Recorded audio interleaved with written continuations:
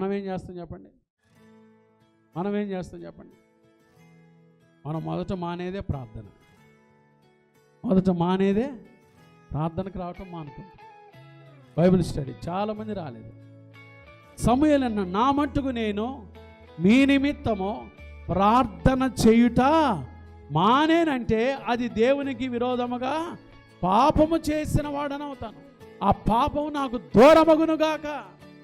ప్రియమైన దేవుని బిడ్డలారా, ప్రార్థన చేయుట మానను అన్నాడు. ఇంత బలమైన తీర్మానం వచ్చాడు.